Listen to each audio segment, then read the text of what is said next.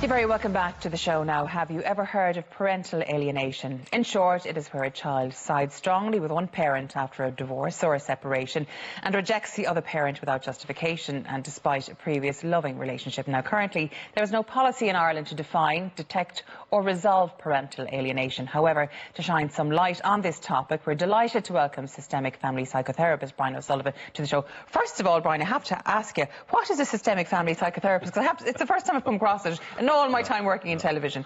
Okay, so fair enough. So systemic family psychotherapy is a particular modality that focuses on families and focuses on what we refer to relational phenomena. Yeah. So while we accept that there might be biological causes of psychological disturbance or there might be chemical reasons behind that, also in addition to that we will put forward the idea that how we are and how we present in our relationships can cause psychological and emotional distress as well. Okay, so it's not about one person, it's about that and the ramifications of an entire system really. Absolutely. Here. Yeah. Parental alienation, yes. I suppose we didn't, maybe going back and beyond our years, Irish people didn't get divorced. Yes. They stayed together all the time and we didn't have, I suppose, the problems we do have with marriage breakdown that we do, I suppose, more and more often nowadays. But what is the direct cause of parental alienation and what exactly is it? Because it's not just a black and white issue, is it really? Yes, so the first thing to say is that parental alienation is considered a relational phenomenon. It has actually been around for quite a long time. So to give you an example, it's often said that Charles Dickens alienated his children from his wife. There's even biblical references. Some people would say that there are biblical references to it, such as the choice of Solomon, I think. Oh yes, of course, yeah. And then more recently, back in 1914, Albert Einstein was probably the first to use the term alienation when he wrote about his relationship with his children after his marriage broke down. Yeah, he had a terrible relationship. Yes, so it's actually been around for quite a long time. Now, more recently, it's been indexed in the WHO, the World Health Organization's International Classification of Diseases, just earlier this year. And so that's really, really helpful in terms of generating awareness around this, because one of the big challenges we have, certainly in Ireland at the moment, is that mental, social and legal professionals and practitioners simply are unwittingly uninformed about this phenomenon. And so when families present in their clinics and in their offices, these dynamics are emerging in front of their eyes and they're not actually seeing it, which is a real problem because early intervention is optimal in terms of the outcomes for the children who are caught up in this. Exactly, and it is the children. And yes, a lot of separations, divorces, splits are very acrimonious. The parents can hate the sight of each other, and it's difficult, I suppose, for children not to pick up on that. But what is the difference between there's no such thing as an average breakup, but a breakup where the parents can't stand each other, but the parents care about the children and don't show them. What's the difference between that and when a parent is actively encouraging this sort of split? Yes. And that's where the major problem comes in this, isn't it? Absolutely. So what we have is one parent, and I suppose it's helpful to say that this is something that happens to mums and dads. But essentially what happens is one parent will make a very conscious decision to recruit the child into an alliance with them and weaponize the child with the express intention of erasing the other parent from the child's life for the rest of their days. But what's really interesting is that it's not just the parent that gets erased for no good reason. The one half of the grandparents, the aunts, the uncles, the cousins, even friends of the rejected parent will be inexplicably erased. And what we have is children will typically present and say things like, well, I never want to see my mammy ever again, or I never want to see my daddy ever again. And when we ask why, we end up being given frivolous reasons or rationalizations for a child's rejection. And it kind of leads us on to a point around the voice of the child. So at the moment, it's considered really, really helpful to embrace the voice of the child. But I have an idea that the voice of the child is just that. It's not a choice. We have very good reasons why we don't allow children to smoke, vote, join the army, so on and so forth. And yet, when we come to the crucial relationships within families, we do have professionals and practitioners currently today in Ireland who will simply accept at face value the expressed wishes and feelings of a child and not try to go a little deeper to discover the ascertainable wishes and feelings of the child. Ascertainable wishes, what do you mean by that? So let me give you a simple example. very often the children were presented with what we call scripted, rehearsed language. So I recently had a 10-year-old female who said to me, under Article 12 of the United Nations Convention on the Rights of the Child, I never have to see my mammy again. She said that? Yeah. And so very clearly we can see straight away there that there's likely to be a disconnect between the expressed wish and feeling and a child's true wishes and feelings. But in addition to that, the Canadian family law system conducted a longitudinal study that ended in 1999. And what they discovered there across the hundreds and hundreds of participants was that children who are placed into this loyalty conflict do still harbour the warm feelings for the rejected parent. And they hope and pray that the professionals will actually not believe them and will actually delve deeper and take responsibility for this. Essentially what we need to do is take the children out of the loyalty conflict or a double bind situation that they've been placed into. And what we need there is some firm and proactive decisions by the judiciary when we're in the severe end of the spectrum. And again, so we have our mild, our moderate and our severe. When we're in the severe end of the spectrum, we are likely dealing with a personality disorder in that parent, be it a mum or a dad. Likely narcissistic personality disorder or borderline personality disorder. And in those situations, we have a parent who is simply unwilling or unable to place the developmental needs of the child ahead of their own in this conflict. Now that, I think the phrase you used, weaponised, is quite strong, and it does happen in some instances where the child, not only the pawn, but the way to use as a bullet basically to wound the parent who's still, the estranged parent who still loves their child, but what would hurt them the most, their child not speaking to them ever again. However, there are different spectrums to this. You said there's a severe end, there's a moderate, and there's a mild.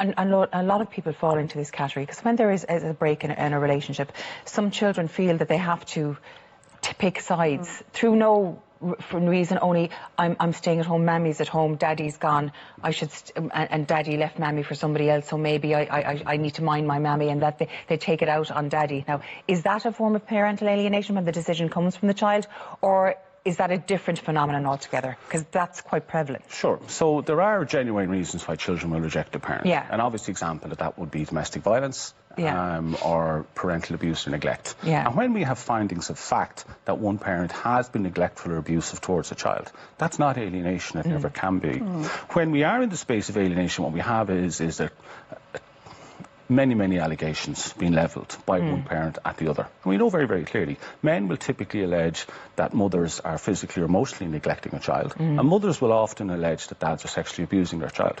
These allegations are without foundation.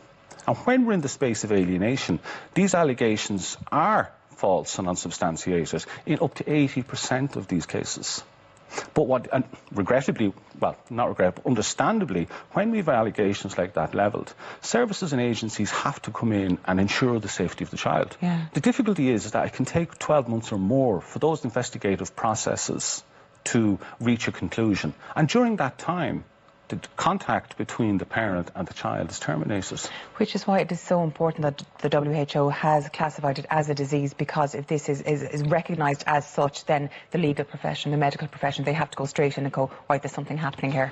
It needs to be acted on immediately and not put on the long finger like perhaps your normal, so-called normal cases when neglect or abuse is alleged. Absolutely. And so education is one of the key pillars there around that. And so on our platform, ParentalAlienation.eu, we have a number of training opportunities there, accredited and evidence-based training opportunities.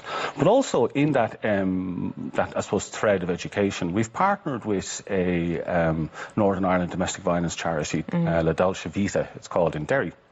And what we're doing is we're delivering an international conference in April 2020 in association with La Dolce Vita. And on the 21st of April, we'll be in Croke Park, and then on the 23rd of April, we'll be in Derry. And the idea there is to bring together legal, social and mental health practitioners across all parts of this island to start making some informed choices and decisions around this phenomenon that privileges the outcomes and welfare for children. Because if you have a child in your care at the moment that's going through that, and what can you actually do? Is it a police issue? Is it a solicitor issue? Is it, like, what can you do if that's happening right now? So again, it depends on where we are. If we're on the mild end of the spectrum, very often we can work with parents, because sometimes when we get caught up in conflict, we're human. Sometimes we can get overwhelmed with the conflict. And so the alienating behaviours might be present in the early stages, but they're unconscious. And so when we have two parents who are willing and able to motivate their behaviour change, to place the emotional and psychological welfare of children first, it's incredible. This developing further along the spectrum. The challenge is that when we get into the severe end of the spectrum, we're likely dealing with a parent who's pathologically determined to erase a child from the other parent's life. And of course, what's also not mentioned a huge amount is the pervasive psychological and emotional harms to children, not just now, but across their lifespan and on into future generations. That's what I was actually just about to bring up with you, because we think of a divorce, we think of children of divorce, of separation, and the traumas they may go through, and we think of small, maybe primary, secondary, and that's it there. But this sort of behaviour has ramifications well into adulthood. And we've had an email into us just this morning from somebody. It's a terribly sad situation. And this woman, she's been a victim of this for 35 years. Her daughter was 13 when it began. She's now 48. She lives in Florida. The father lives in California, and the mother lives in Ireland. When they divorced in California, he told me he would make sure that she never came back to me, and he's done that. Now, and because of this, her daughter has had a lifetime of substance abuse, suicide attempts, and it's gone on. It's a very long email, but it's so tragic, because even now this daughter will not have a word said about her father, even though to get back at the mother, he has ruined his child's life. And this is what we're looking at. At 48, her life is... And I suppose people going through that now, and if they're using their children in such a manner, they're going to damage them hugely for future... Absolutely. We know informed practitioners know very well the psychological, emotional and physical harms that this causes to children, as I was saying, across their lifespan. Substance abuse is certainly one that's mentioned there. Eating disorders, suicidal ideation, deliberate self-harming behaviours, premature sexual activity, academic underachievement, obviously enough dysfunctional pathological attachment styles, and the list just goes on and on and on. And so what this is actually about is about a child's right to have a relationship with both parents. It's not about mum's rights, and it's not about dad's rights. And what we need is educated and informed practitioners who can intervene effectively. One of the key messages from this particular contributor this morning was that it took so long for her to actually realise that this is a thing. I'm meeting parents, mums and dads every week here in Ireland who are reaching out to professionals, sometimes for years, and they're not being heard. That's a secondary trauma. Now, at what level do we have to blame the professionals in this country for this, and exactly elsewhere? Because sometimes if divorces are acrimonious, there's money involved, there's property involved, there's child maintenance involved, whoever has the children most gets more money and all that sort of stuff. Does it suit a settlement, basically, in some instances, to have a child behave in such a manner, and is it used almost weaponised by the legal profession, for example? Well, not that you want to throw them all in the same bath here, but you know, can it happen, and is it open for abuse, basically? So for sure, some parents that I have been working with are absolutely motivated by maybe a bigger share of the house, or a bigger share of pensions, and so on and so forth. A classic one I often see is that you know, a child is simply not returned from contact. So a dad might pick a child up from a mum for a weekend, and then the child is not returned as scheduled.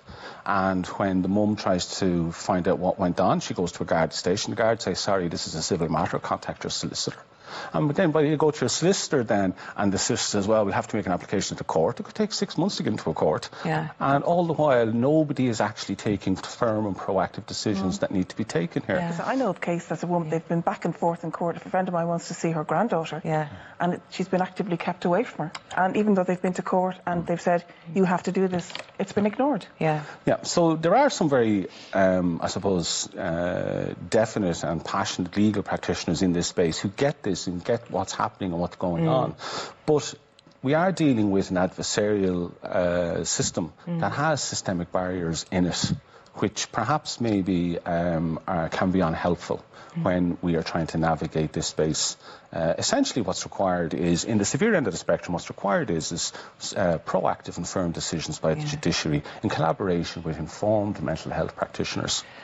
Have you, I suppose, if we have to bring this back to the basics, how you have a child or children who previously loved their parents, still loves their parents. Have you ever come across a situation where if the parent who is inflicting their opinions on the child is taken out of the equation, and perhaps the other parent brought in, what is how does the balance affect then, and what is it like Yes, so once we witness that. Sure. So once we can be informed practitioners will know very, very clearly that we are dealing with psychological and emotional child abuse in the severe end of the spectrum here. So it needs to be viewed as that, and it needs to be responded to in the same way that we would respond to other forms of child abuse.